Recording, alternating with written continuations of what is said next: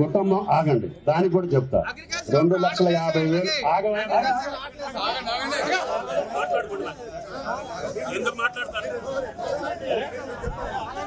చెప్పేది నేను.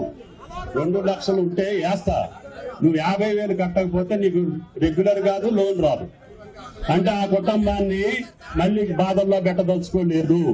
కుటుంబం రుణ విముక్తులు కావాలి. కుటుంబం రుణ విముక్తులు అయితే నువ్వు 2.5 లక్షలు కట్టి 3 లక్షలు తీసుకో, మాకు అభ్యంతరం లేదు. నువ్వు కట్టిన కాడికి నీ చేతిలోకి రావాలి, నువ్వు ఎంత కడితే అంత.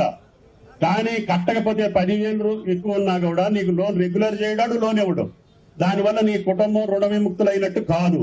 కాబట్టి కరెక్ట్ గా రైతులు బాగు కోసం మీరు ఏం చెప్పినా కూడా ఈ ప్రభుత్వం వింటది అని చెప్పి విజ్ఞప్తి చేస్తున్నారు.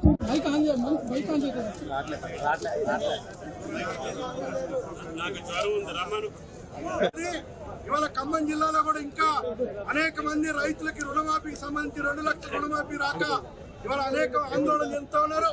దాన్ని ప్రభుత్వం దృష్టికి తీసుకొచ్చి అసలైన తొలి వెలుగు. ఫాలో వాట్సాప్ @తొలి వెలుగు official.